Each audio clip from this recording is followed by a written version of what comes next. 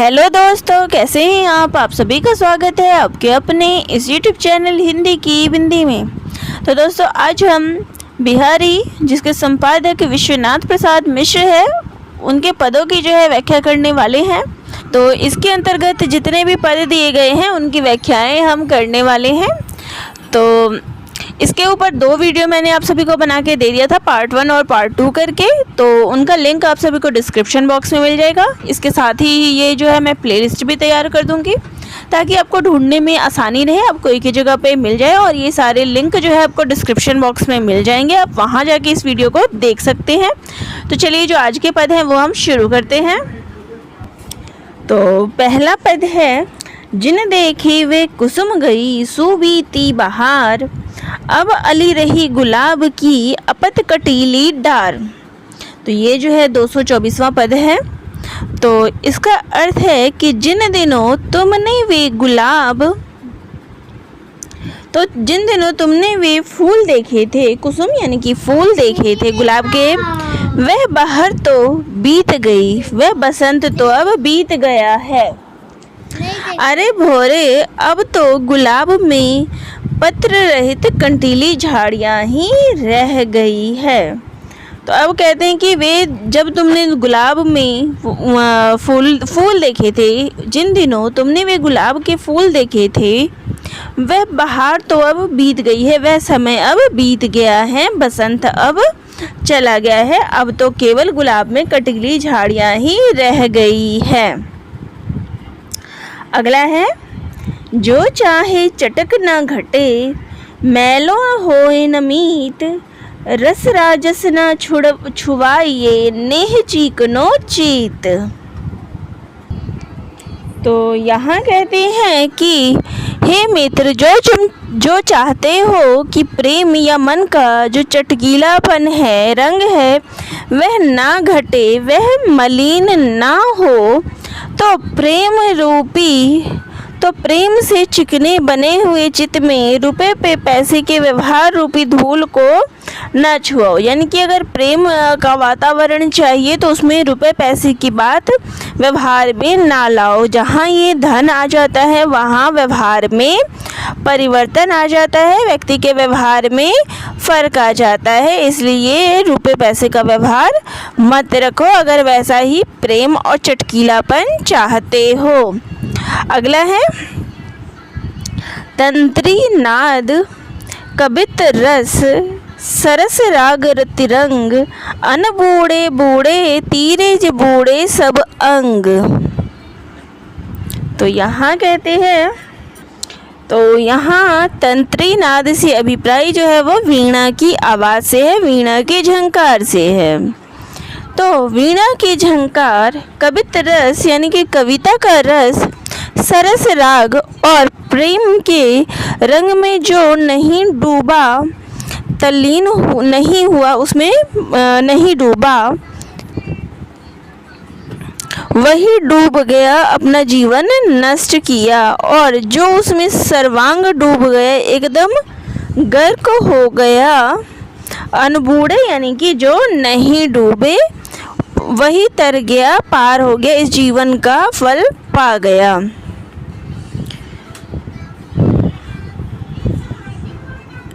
तो यहाँ कह रहे हैं कि जो वीणा की झनकार, कविता के रस और सरस राग रतिरंग यानी कि प्रेम रंग में जो नहीं डूबा, समझो कि वही डूब गया, अपना जीवन नष्ट कर लिया। जिन्होंने इस रसों का स्वाद नहीं लिया है, इसमें रसपान नहीं किया है, इसका वही समझो डूब गया है। और उसमें सर्वांग, और जो उसमें डूब गया, अनबूढ़े, जो उसका मतलब सब कुछ बिगड़ गया, जिसने अपना जीवन नष्ट कर लिया, जो इन रसों का जिन्होंने नहीं स्वाद लिया, उसमें नहीं डूबे, लेकिन जिन्होंने इसका स्वाद लिया इसमें डूब गए, उनका जीवन जो है वो पार हो गया है, उन्होंने यथार्थ फल जो है वो पा लिया है। अगला है, तजत अठान न हट परचो, सहमति आटो अजाम। तो यहाँ कहते हैं कि तजत अठान न हट आठ परचो सहमति आठो जाम, भयो बाम वा बाम को रहे काम बेकाम। तो यहाँ कहते हैं कि कामदेव यानी कि मूर्ख आठों पहर जो है तो यहाँ जो काम दिया गया है, काम से मतलब कामदेव से है। और तो इसमें कहते हैं कि तजत अठान, अठान यानी कि अनुष्ठान, सठ मटी यानी कि मूर्ख, जाम यानी कि पहर, बाम यानी विमुख। तो इसका अर्थ है कि मूर्ख जो होते हैं वो आठों पहर अपना अनुष्ठान सताने की आदत नहीं छोड़ता, अजीब सा हट पकड़ के बैठ जाता है।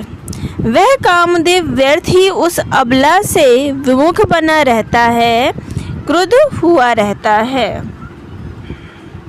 तो जो मूर्ख है वो आठों पहर अनुष्ठान करता रहता है, अपनी आदत जो है वो नहीं छोड़ता, अजीब सा हट पकड़ लेता है। और वह कामदेव व्यर्थ ही उस अबला से यूं ही विमुख बना रहता है, क्रुद्ध हुआ रहता है। तो ये इसका अर्थ है।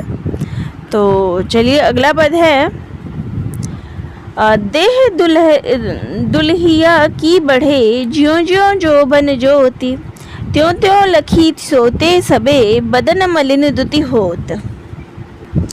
तो यहाँ इस पद का अर्थ है तो कि दुल्हन की देह दुल्हनिया की बढ़े, कि दुल्हन की देह में ज्यों ज्यों जवानी की ज्योति बढ़ती है, त्यों त्यों उसे देखकर सभी सौतीनों के मुंह की द्युति यानी चमक जो है वो मलिन हो जाती है। तो दुल्हन की देह में जो जो जवानी की ज्योति जो है वो बढ़ती है, उसका जोबन जो बढ़ता है, उसमें बाकी जो सौतने हैं वो मलिन हो जाती है। क्योंकि जो यहाँ सौतिन का मुख मलिन होता है क्योंकि जो नायक है वो उसी पर मुग्ध रहेगा और बाकियों को पूछेगा भी नहीं। अगला है, नहीं अनहाय नहीं जाए, घर चित चुटको तकी स्थिर, पर सही फुरहरी ले फिरती, बिहसती धसती न नीर। तो यहाँ कहते हैं नहीं अनहाय नहीं जाए, यानी कि ना तो वो स्नान करती है और नहीं जाए घर, और ना ही जो है वो घर जाती है। प्यारे को तकने से तीर पर ही मन लगा है, यानी अपने प्रीतम का इंतज़ार वो नदी पर ही कर रही है, नदी के किनारे ही कर रही है। और जल को छूते ही फुरहीले पीछे को हंसती रहती है, हंसकर हटती है, पानी में घुसती नहीं। वहाँ बैठ के वो इंतज़ार ही करती रहती है कि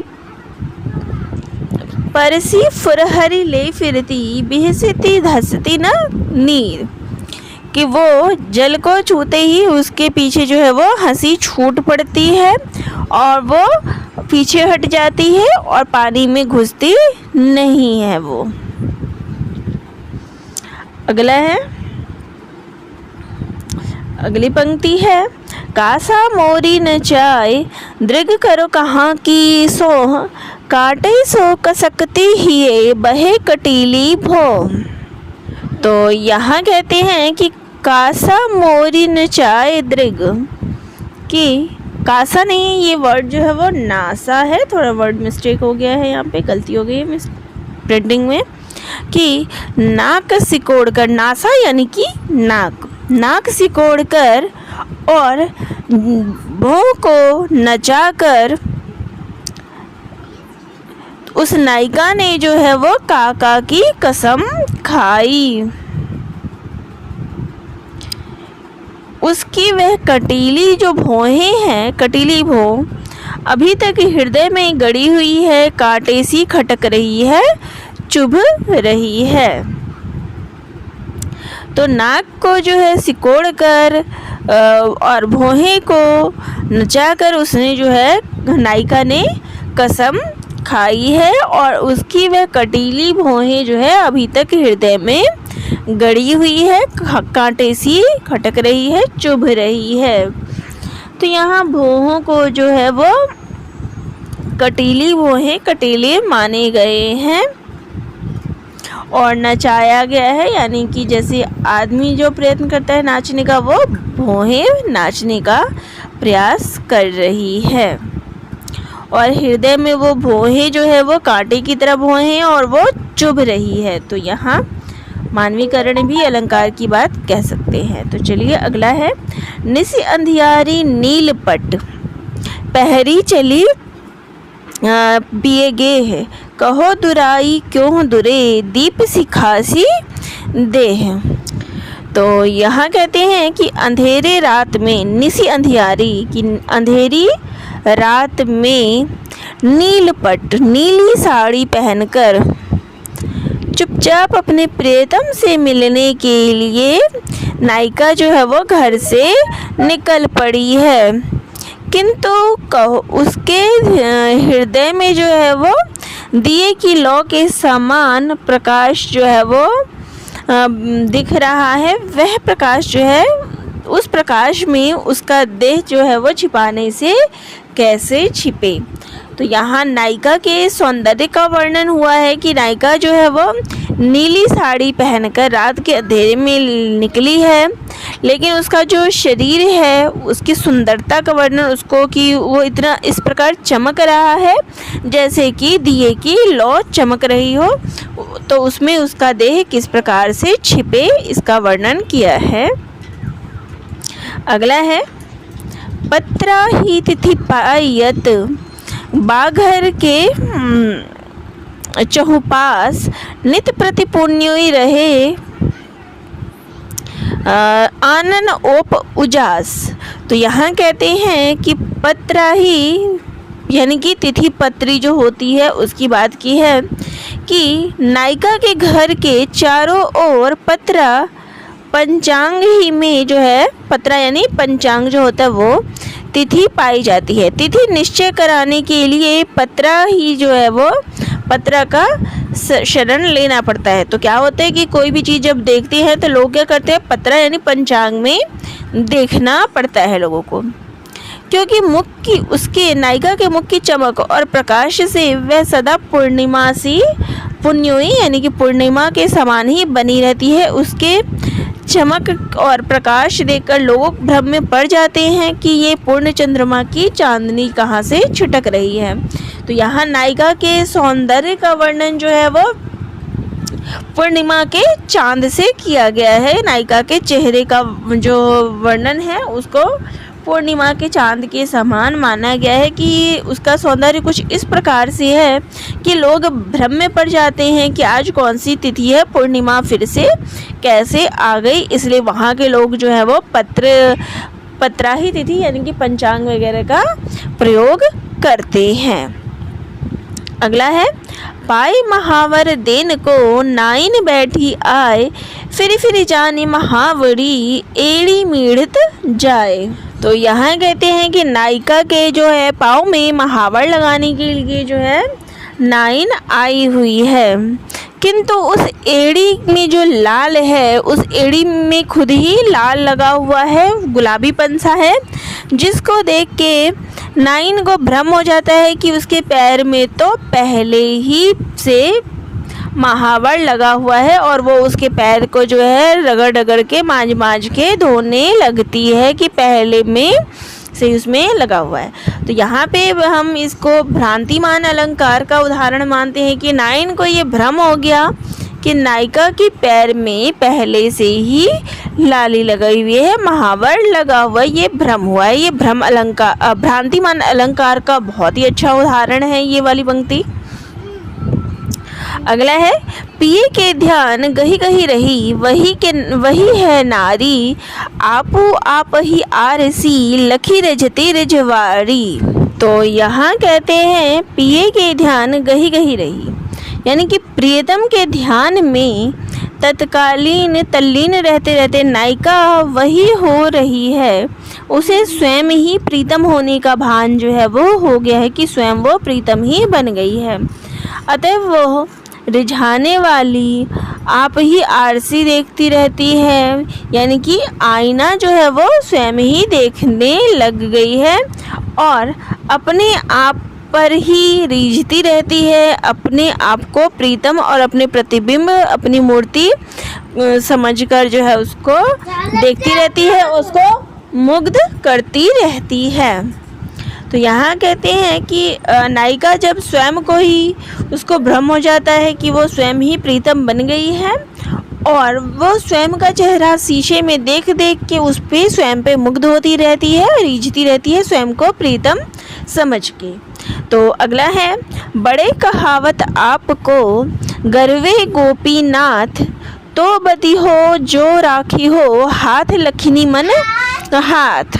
तो यहाँ कहते हैं कि बड़े कहावत आपको गढ़वे गोपीनाथ, यानी कि गोपीनाथ जी अपने को बड़े तो कहलवाते हो, किंतु मैं बदूंगी, यानी कि जब यथार्थ में प्रतिष्ठित और बड़ा समझूंगी, तब जब नायिका हाथों को देखकर अपना मन जो है वो वश में रख लोगे, अपने को काबू में रख सकोगे। तो यहाँ कहते हैं